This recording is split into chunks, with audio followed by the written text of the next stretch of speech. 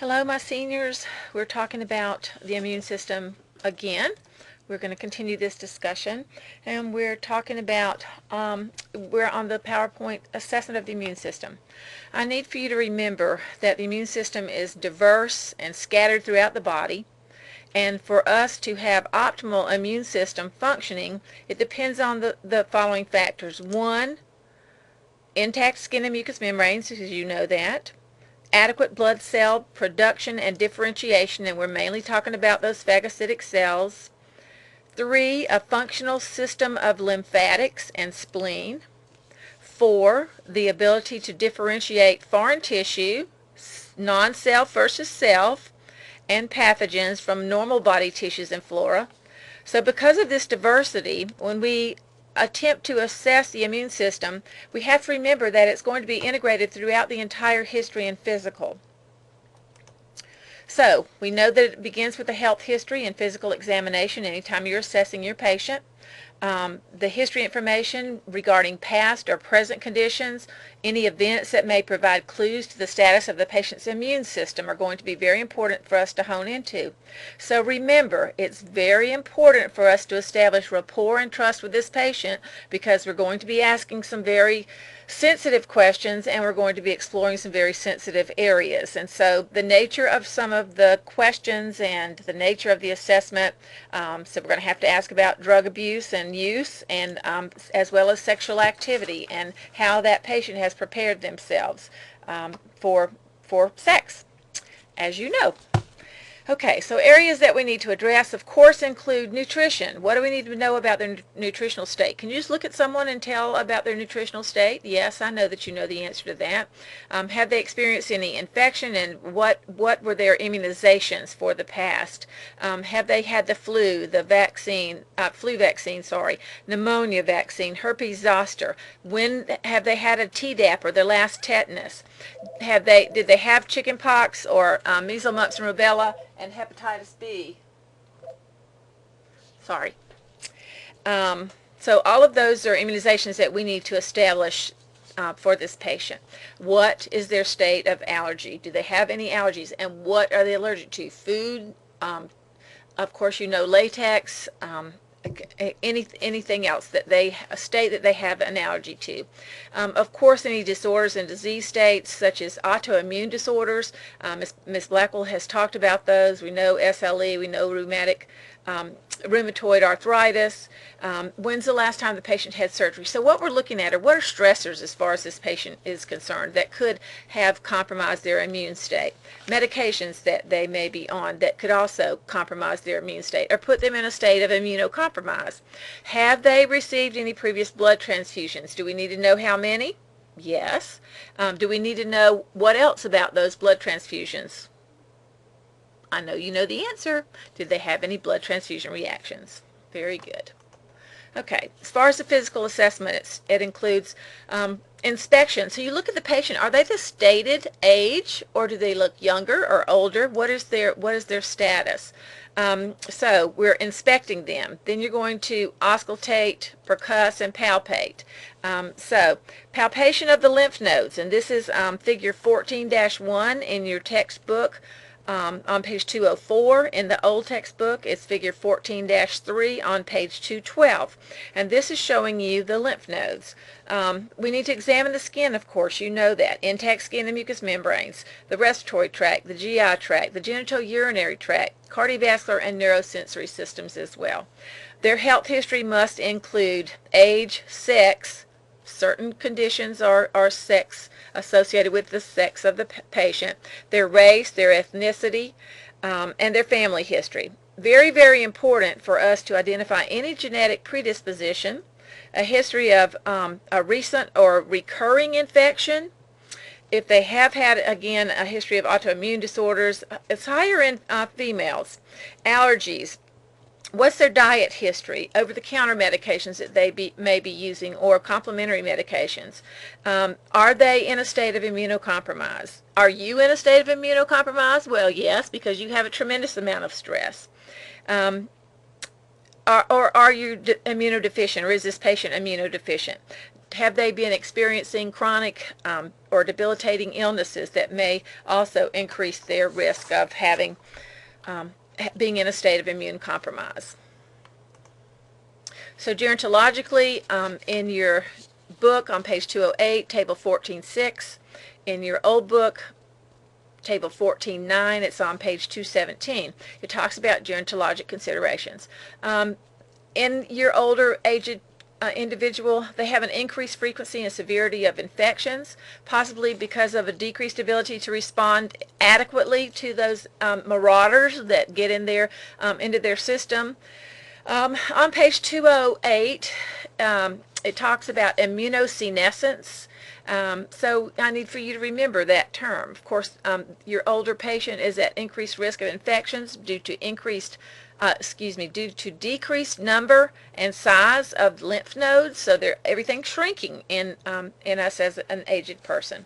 So we have impaired functioning of our T and B cells. Do we need to have those? Well, yes, they have to be functioning. If the T cells don't work appropriately, the helper T cells, which are the CD4 cells, then we're not going to be able to mount an appropriate immune response. We talked about the fact that there's an increased incidence of autoimmune disorders, maybe because of decreased ability of antibodies to differentiate between self and non-self. Also, maybe a decreased number of circulating antibodies in us to respond to those immunoresponsive cells. That didn't make any sense. Okay, so what I'm talking about is that if they have a decreased number of circulating antibodies, are we going to be able to mount an appropriate response to that invader once it comes inside of us? And so no, if they're not as our cells are not as immunoresponsive, then we're not going to mount an appropriate attack.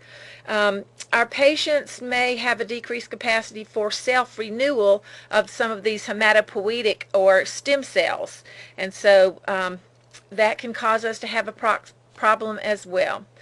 Failure of surveillance system to recognize mutant or abnormal cells. And so what happens here is that those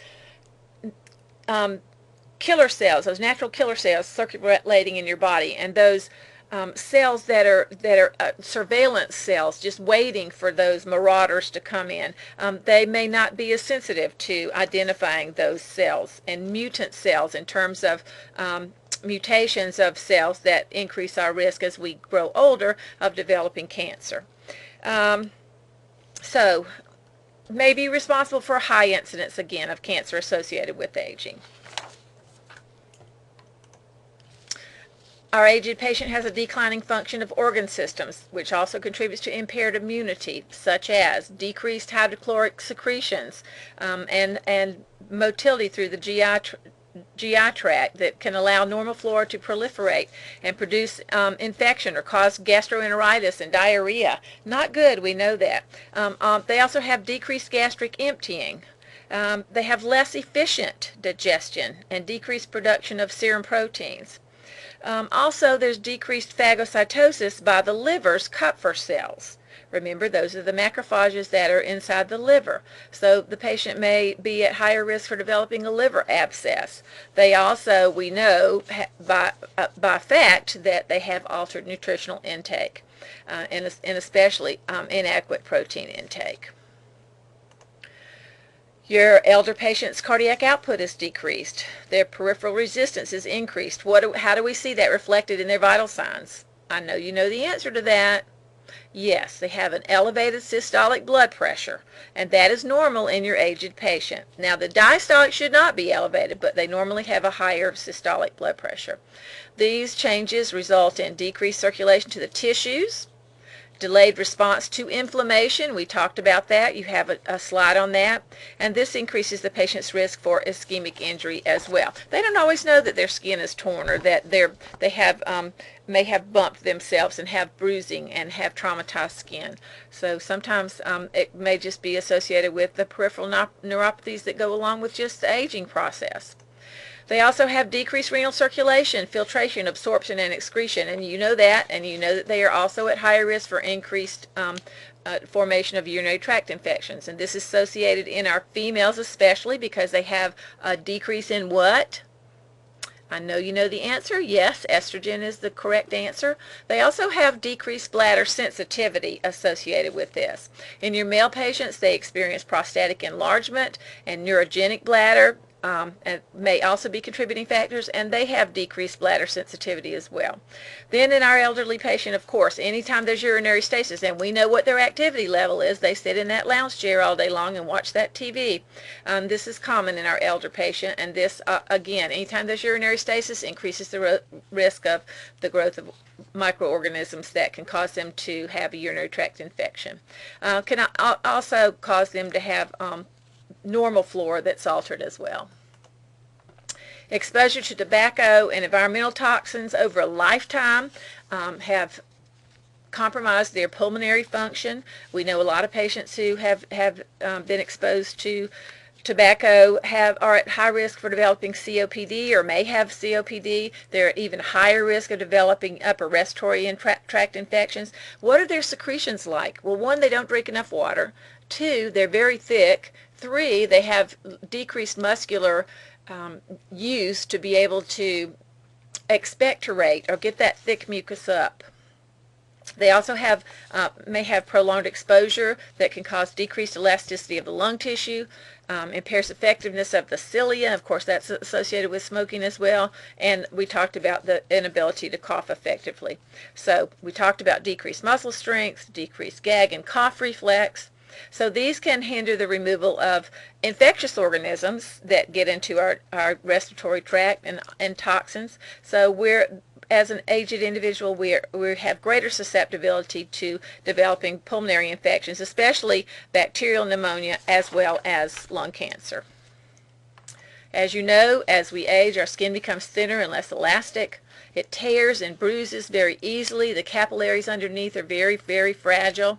They experience peripheral neuropathy. They have a decreased sensation in circulation that leads to stasis ulcers, pressure ulcers, abrasions, and burns. And they may not even be aware of the fact that they've experienced an injury or trauma to their skin. They also may have impaired skin integrity, which predisposes them to infection from organisms that are part of the normal flora. So Manila, MRSA, it's everywhere. We know that. Okay, so this ends the component of talking about changes in the elderly patient as far as the immune system is concerned. So, to keep us healthy, we have to have adequate nutrition. Very, very important. And this is important for optimal functioning of our immunoresponsive cells. We need appropriate vitamin take. It's essential for DNA and protein synthesis. If it's inadequate, it can lead to protein-calorie deficiency that subsequently leads to impaired immune function. So you got to get your nutrition right to be able to mount an appropriate attack and keep those cells healthy. Vitamins. I know I've talked a lot about vitamins to the point that you're just sick to death of hearing about it, but they help to keep you healthier. They help in the regulation of cell proliferation and maturation of these immune cells. And we have heard a lot in the news lately, especially about vitamin D deficiency, and its associated increased risk with cancers, with autoimmune disorders, and other infectious diseases. So we need to get that vitamin D up. So go get your 15 minutes of vitamin D today, because the sun is shining, and so you need 15 minutes without sunscreen. Patients who have an excess or deficiency of trace elements, copper, iron especially, manganese, selenium, zinc, have a suppressed immune response. What do we call that category of elements that we just talked about? These are antioxidants. So make sure that you get those antioxidants in your diet. Some of these deficiencies may be reversed if we get our diet in order. Also, vitamin B, folic acid, B9, B12, B6, B1, B2, B3, all the B vitamins. If those are low, if we have low levels of B vitamins in our body, what do we experience? What state are we in? I know you know the answer. Yes, we are in a state of anemia. And so is that going to compromise our immune response as well? Certainly. Okay, fatty acids. You know the building blocks that are the structural components of the cell membranes. Lipids are precursors of vitamins A, D, E, and K, and you know what those are. Fat-soluble vitamins, very good, and cholesterol. We've seen a lot in research about diets high in olive oil, that those patients are not as immunosuppressed or immunocompromised if they have diets rich in fish oils and, again, those omega-3s. Lipids, we talked about, both excess and deficiency of fatty acids have been found to suppress immune function. So we need to take a look at our diet and see what we can do to keep ourselves healthier. Depletion of protein reserves. So if we have decreased protein in our body circulating, we can have atrophy of lymph tissue, depression of antibody response, decreased number of circulating T cells, and impaired phagocytic function of all of those phagocytic cells. So what are some states where we have decreased protein reserves? I know you know the answer to those. We've talked about some of those already this semester, and you've had a test on 2 of those. Yes, we talked about alcoholic cirrhosis of the liver, so alcohol abuse leads to malnutrition, anorexia, so our patients who are experiencing anorexia are also at high risk for experiencing malnutrition, alcohol abuse. Not experiencing malnutrition, sorry, but malnutrition, any state of malnutrition can compromise your immune response. Of course, alcohol abuse, and we talked about cirrhosis. So as a result, we have a greater susceptibility to infection. During periods of infection and serious illness, nutritional requirements may be exaggerated further. That contributes to depletion of protein, fatty acids, vitamins, and trace elements, and greater risk of impaired immune response and sepsis. And you know that sepsis can lead to what in your older patients? Yes, death. Or chronic illness that they may succumb to versus recovering from. May increase their length of postoperative recovery. They may experience more severe infections as well as delayed wound healing. May have to go in and open them up and have some of that secondary healing. We need to assess infection and immunizations. We've talked about immunizations. What were the usual childhood diseases they experienced? Measles, mumps, rubella, polio, pertussis, tetanus. We need to know about past or present exposure to TB, dates and results of their TB test and chest x-rays, any recent exposure to infections, the dates that they were exposed, and they need to be documented. A history of past and present infections and dates and types of treatments we need to find out. We need to also ask this patient about sexually transmitted diseases or other bloodborne pathogens such as hepatitis and HIV. So again, you have to establish that trust and rapport with this patient because you're going to be asking these sensitive questions. We need to ask them about allergies. I've talked a lot about this, and we're getting ready to talk more about allergies as well. If they state that they have allergies, what are the symptoms that they experience? Is it seasonal? What triggers them to have the symptoms of the allergy? Have they had any allergy testing, and what was the treatment, and how effective was the treatment, and are they still undergoing the treatment? So we'll talk more about that in a minute. We need to know about all medication and food allergies, especially contrast media or betadine or iodine. Do they have any hypersensitivity to anything? What is the reaction? Do they experience hives? Have they been in a state of anaphylaxis? Do they carry an EpiPen, and where is it? Have they experienced angioedema? Do they have a history of asthma or hay fever or any kind of dermatitis associated with coming in contact with certain substances?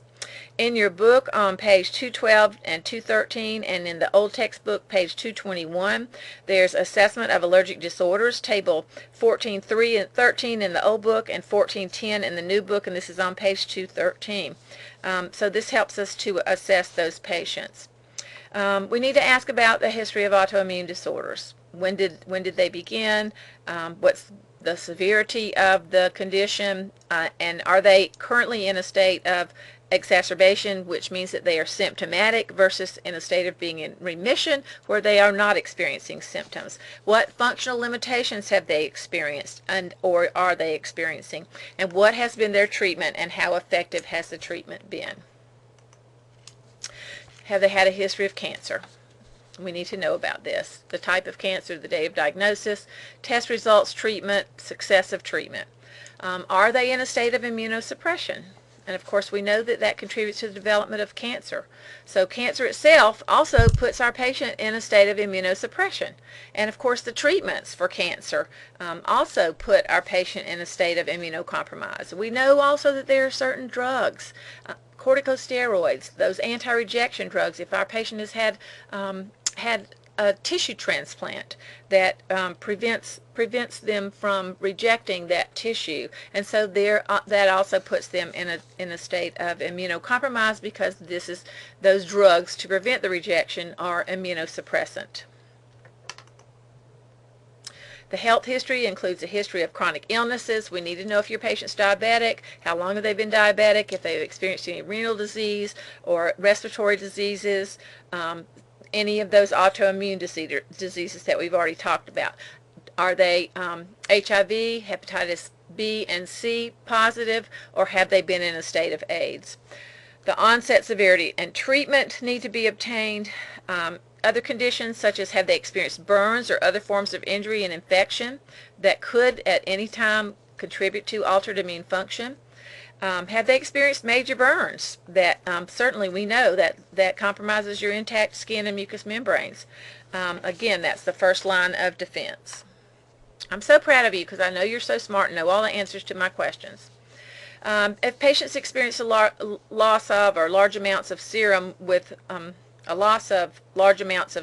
burn injuries, of course we know that this depletes the body of essential proteins, including the immunoglobulins, because they go out as well. And so immunoglobulins are how do we find those in your body? Okay, that's the immunoglobulin fraction we're talking about in your blood, and this would be IgG and IgM. And so if we've lost some of those antibodies or immunoglobulins, our patient is also at risk for an impaired immune response. Physiological and psychological stressors such as surgery, injury, all those stimulate cortisol release. Hello, stress, does that affect you as well? It also contributes to suppression of the normal immune response. So don't forget that. This is very, very important for you to remember that if we're stressed, surgery, injury, hospitalization. Do you think that people are stressed right now in our state? Yes, those who have lost loved ones, those who have lost property, those who have lost their loved animals. It's a very stressful state right now that can increase the risk of injury and immunocompromise. We also need to ask this patient if they have history of organ and tissue transplant, or if they've had surgical removal of their spleen or lymph nodes or their thymus gland. Very, very important for us, because if they're missing some of these components, then they are not going to be able to mount an appropriate immune response. We need to know about the medication history. Is your patient on antibiotics, corticosteroids, cytotoxic drugs, salicylates, NSAIDs, anesthetics? All of these can suppress your immune response. Again, you need to assess the treatment that your patient is receiving, over-the-counter meds, any herbal meds, or any complementary medications or medical practices that the patient is currently involved in. Again, that history of blood transfusion is very, very, very, very important. Have they had any reactions? Have they ever been denied or turned down for giving blood to be a blood donor? We also need a travel history. Have they traveled outside of their home country? Because you're at higher risk for infections. May need immunizations prior to travel, or so are they planning to travel outside of the country? And in particular, the main one would be hepatitis A. Your immune system function also depends on the function of other body systems. So we need a detailed history of smoking, alcohol consumption, dietary intake, nutritional state, amount of perceived stress. We've talked about that. We're talking about you. Occupation or residential exposure to pollutants. Now, so out there, if you're playing out in the rain, if you're playing out in the mud puddles, are you at risk right now in the state of South Carolina because of all this flooding that we've had? Yes, your children are as well. So make sure that they bathe with antibacterial soap after they've played outside to help change the bacteria that could be possibly on their skin. We also need to know residential exposure to pollutants and radiation. We also need to know recreational drugs. They inhale, inject, share needles or the works with someone else. We also need to find out about exercise tolerance.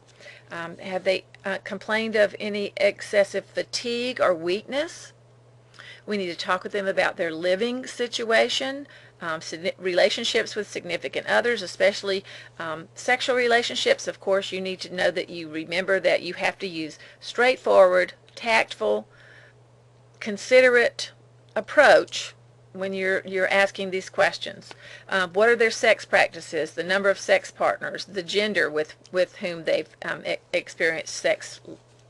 Ask them about high-risk behaviors, anal intercourse, do they use any barrier protection, and as we know, women who are older, in their 50s and older, who are now becoming divorced and are out in the dating scene, are at higher risk right now, because when they were young and dating 50 and 60 years ago, or even 70 years ago, HIV wasn't around, and so they didn't know that they actually needed to protect themselves from sex, because what was the main thing they were concerned about protecting themselves from if they did have sex? Yes, pregnancy. So, all right, the physical examination. So that takes care of the history. So number one, we start with inspection and then palpation, and this is an important component of assessing your immune system. Next, we have to, again, look at their general appearance. I talked earlier about, does this patient look their stated age? Is there any evidence of fatigue or weakness? What is their height and weight? And has there been any recent weight loss, especially 20% or more in the preceding 6 months, or 10% loss in the preceding 2 months? This increases your risk of immune compromise. Now, would we need to find out if it was an intentional weight loss versus an unintentional weight loss? Certainly. Okay, so physical exam, we need to take a look at skin and mucous membranes for lesions, dermatitis, purpura, urticaria. You know what the definitions of those terms are. Any inflammation or any discharge. Pallor we need to look for that can indicate anemia or even jaundice. So skin color we need to look at. Any signs of infection need to be noted. We need to get their vital signs and, of course, height and weight. We need to palpate their lymph nodes, posterior, cervical, axillary, and inguinal. If they are palpable, you need to note the location, the size, the consistency, and any report of tenderness. Normal lymph nodes should be less than 1 centimeter. That indicates, well, I said that's normal. Okay. We need to assess the joints for tenderness and swelling, for limited range of motion, so their mobility status. Do they have any bone spurs? Are they experiencing systemic lupus erythematosus or rheumatoid arthritis? What do their joints look like? Or even osteo. We need to assess respiratory, cardiovascular, GI, GU, and neurosensory status for any signs and symptoms of immune dysfunction. Do they have a chronic cough? Is it wet or is it dry, productive or non-productive? What is their nutritional state? Their level of stress and their coping abilities need to be assessed.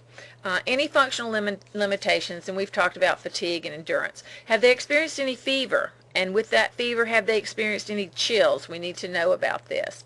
Does our patient have any trouble hearing? We need to discover whether or not they may be experiencing some otitis media. Do they have any periorbital edema or edema anywhere as you're assessing this patient? Again, signs and symptoms of allergies could be dark circles under their eyes, that they constantly move their nose or itch their nose, any discoloration of the conjunctiva. What does their voice sound like? Is it a nasal voice?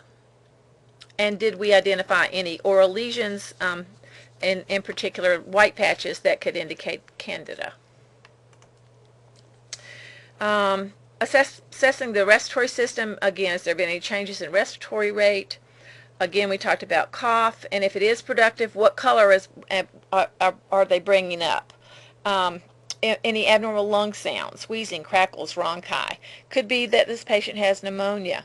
Are they using any of those accessory muscles to breathe? You need to make sure that you assess all of this. Are they experiencing rhinitis, any hyperventilation, or bronchospasm? Of course, the laryngospasm, all those are associated with allergies. Cardiac, hypotension, tachycardia, dysrhythmias, vasculitis, anemia.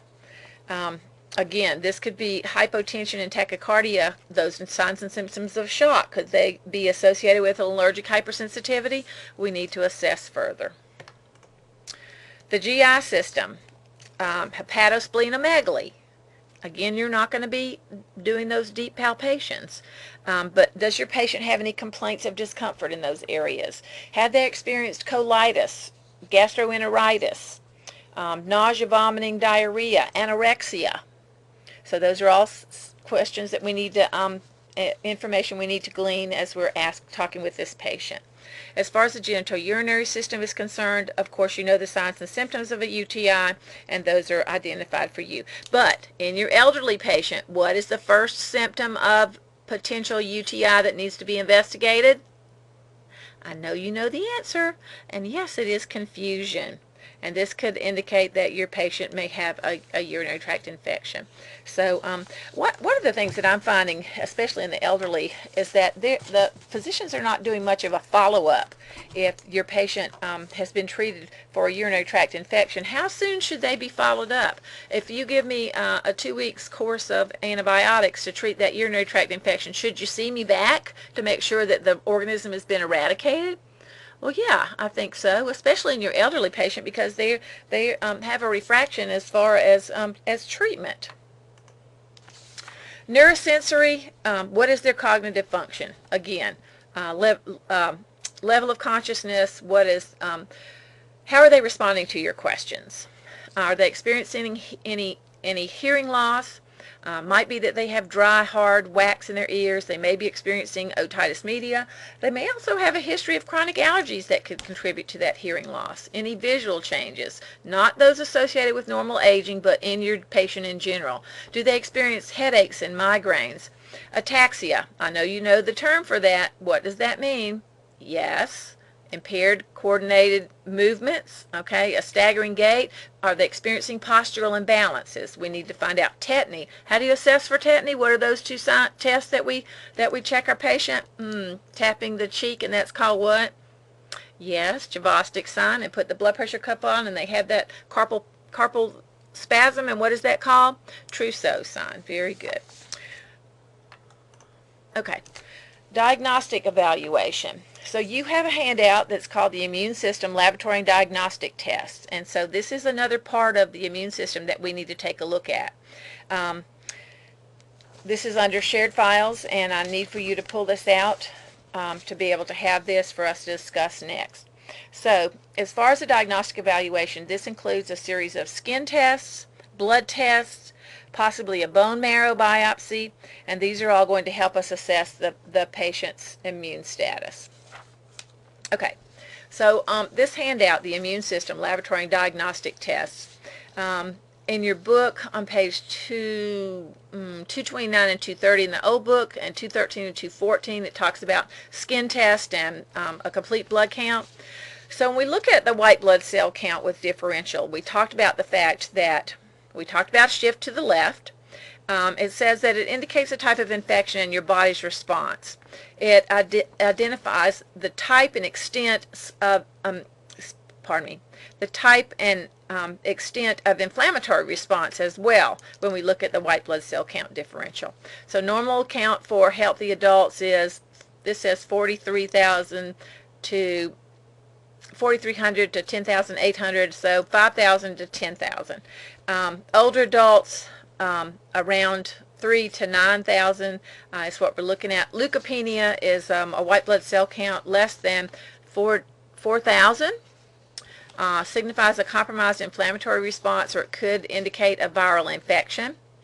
Leukocytosis is a white blood cell count greater than 10,000, indicates an inflammatory response to a pathogen or disease process. And you know neutrophils, they're the first cells to arrive at the site of a bacterial infection. That would be a good thing to remember.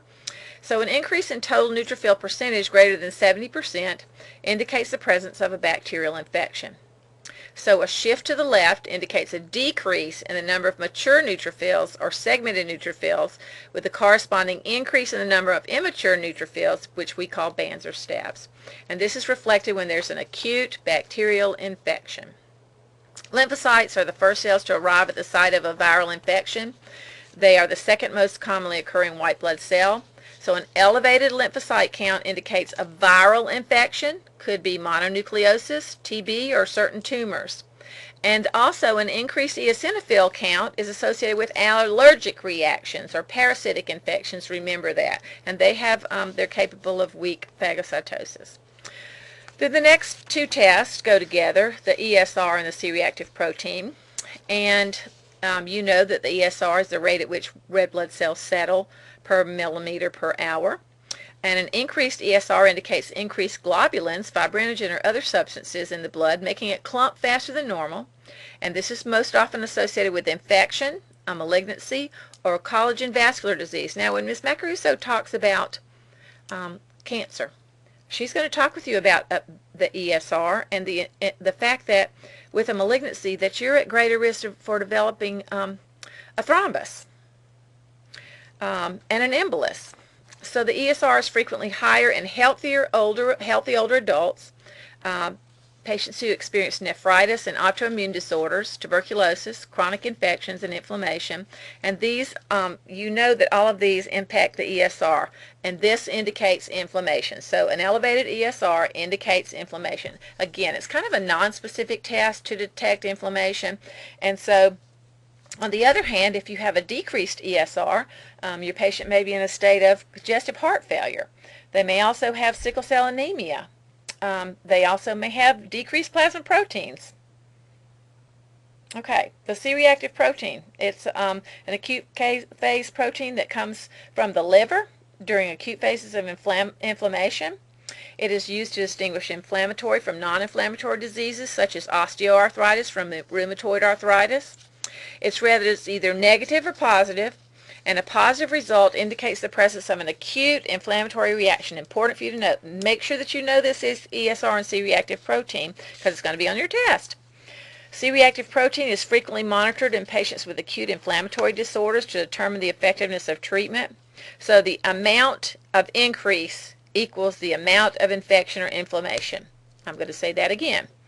So in this C-reactive protein, or ESR, we're going to be monitoring those to see how well our patient is responding to treatment. So the amount of increase in C-reactive protein is equal to the amount of infection or inflammation in this patient. The next component is total complement. You know what complement is. You know you have the classic and the alternate pathways, and the classic arm of the complement system is stimulated by what? An antibody reaction. And the alternate pathway is stimulated by what? Yes, an injury. So in healthy adults, the complement range, I don't care that you know the amount, but what it says is during active antigen-antibody reactions or acute inflammation, complement is consumed. So the levels are going to be decreased. As the conditions triggering the complement response are treated and reversed, serum complement levels return to normal. As with the C-reactive protein, again, your healthcare provider is going to be monitoring the complement level to see if treatment is actually working.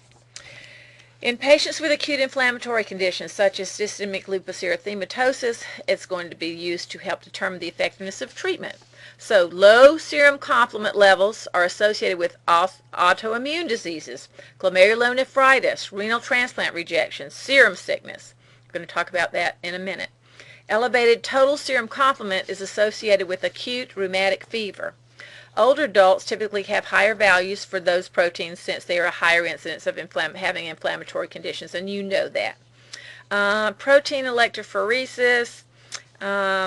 Measurements are helpful in assessing immune function and identifying various disease or disorder states such as hypogammaglobulinemia, macroglobulinemia, inflammatory disorders, neoplastic disorders, dysproteinemia. Immunoglobulins can either be increased or decreased depending on the specific immune disorder present. Don't worry about that. Immunoglobulin electrophoresis. This is where we can separate the serum immune globulins from one another and take a look at them to compare with specific antisera to determine which immunoglobulins are present. So normally IgG, I don't care that you know what the amounts are, and IgA levels and IgM levels are identified for you there. Immunoglobulin electrophoresis is used to monitor hypersensitivity disorders, and we're getting ready to talk about those next. Autoimmune disorders, chronic viral infections, immunodeficiency diseases, multiple myeloma, and intrauterine infections. Now, isn't that interesting? The RAS test, a radioallergosorbent test. Your book talks about this. Page 221, 222, old book, page 213 in your new book. Measures minute quantities of IgE in serum. This is in regard to allergens or allergies. It's useful for detecting allergies and correlates well with skin test results. And there are 45 allergens that can be monitored. There are probably more now. But this is where they actually draw your blood, and they test a drop of your blood with each of those specific antigens to see if there is a reaction. And then that way, if you're going to begin treatment, such as receiving allergy shots or allergy drops, then they'll know exactly where to begin the serum. Antibody screening test or titer, used to detect antibodies against specific bacteria, viruses, fungi, or parasites. This screening confirms the presence of antibodies toward a specific antigenic substance. It's ordered to determine antibodies formed in response to infection or immunizations. A positive test indicates that the person has been exposed to the antigen and has produced antibodies against it. It does not necessarily mean that the person has the disease. Examples include hepatitis B, rubella, toxoplasmosis. You know this. You had to have these titers done before you came in here to determine whether or not your titers were high enough to provide protection for you against these diseases. Certain medications and infections or chronic diseases can influence these test results. Autoantibodies, I know Ms. Blackwell talked about some of these. The rheumatoid factor, this is IgM antibodies found in patients. The anti-nuclear antibodies are gamma globulins found also are positive in large number of patients with autoimmune disorders such as systemic lupus erythematosus, rheumatoid factor. Also, antigen tests.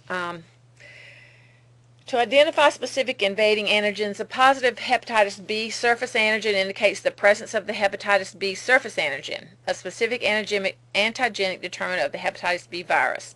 So, other tests isolate the antigenic properties of the antibodies toward red blood cells. So, when you have an Rh negative mother, we're going to draw blood and run an indirect Coombs test on this mother to see if those red blood cells have been exposed and if the mother has antibodies that she has developed.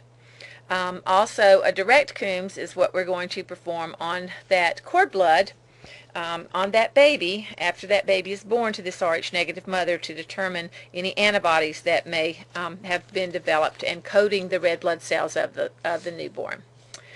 The lupus erythematosus test is used to help confirm the diagnosis of SLE.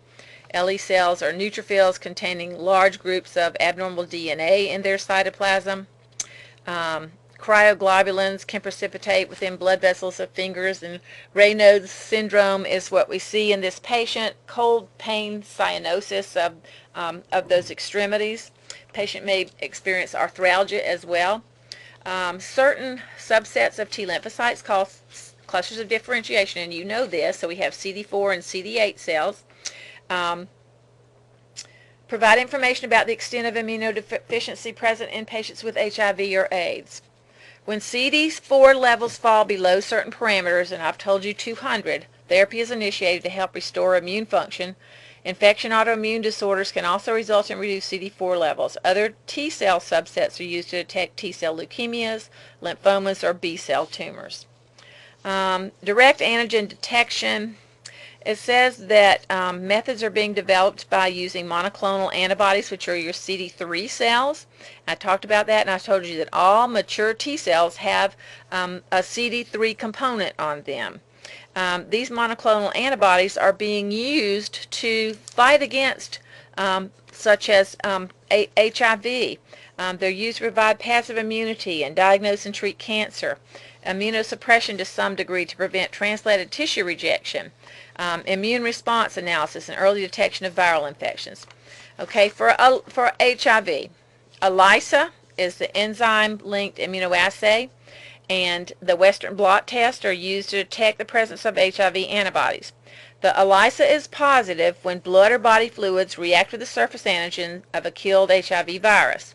This test is highly sensitive and is the primary test used for mass screening for HIV. So the ELISA test is the first test that they're going to be doing. We also know that there are rapid HIV tests that are oral that check your saliva.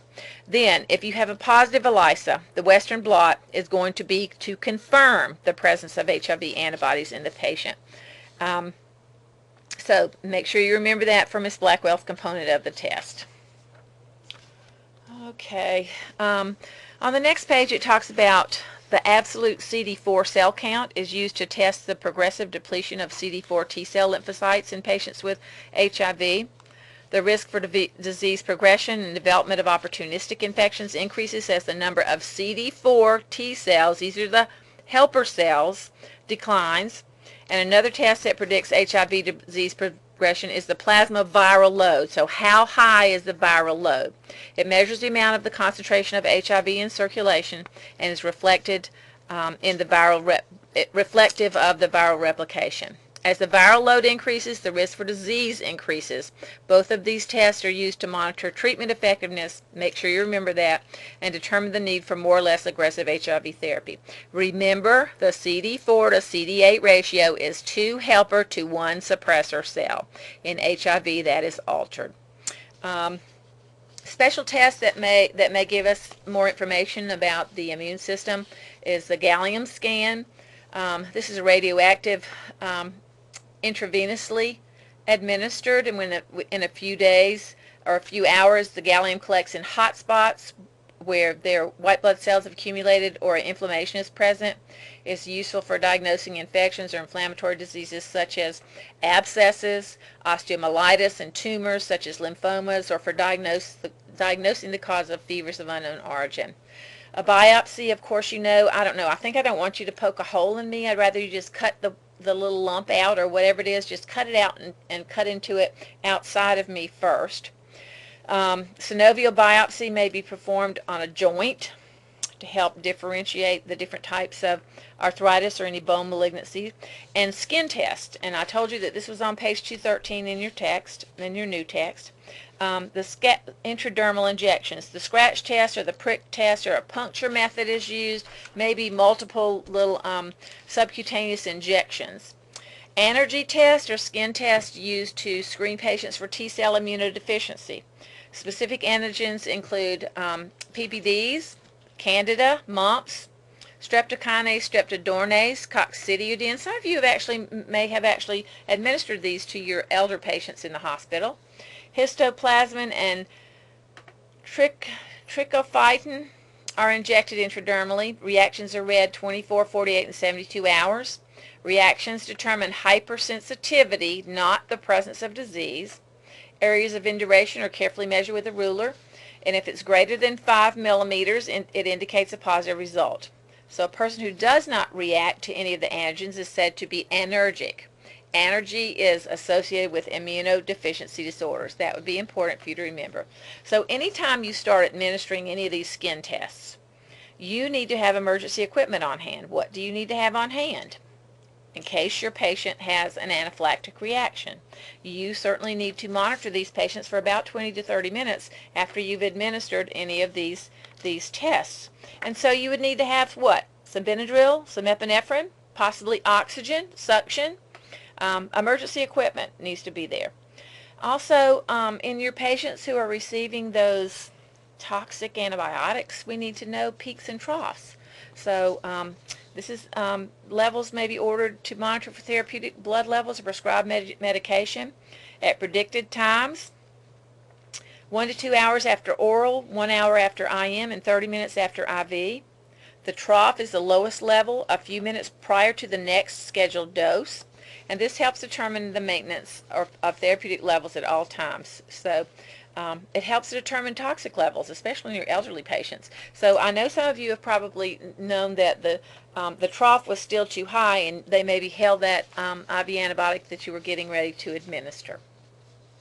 Some other tests that we need to talk about that are not on this handout, a culture and sensitivity. Is that going to give us information about infection or inflammation even?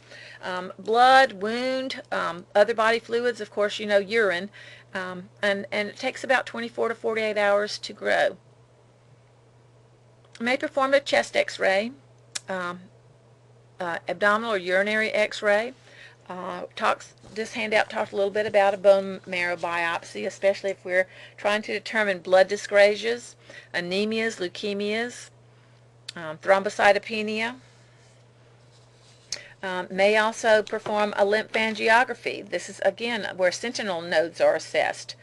Visualization of the lymph system to detect primary malignancy or metastatic disease.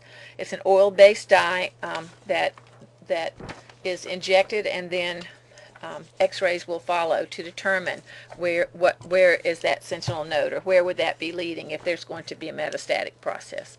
Okay, this ends the assessment of the immune system. Study well. I will see you soon.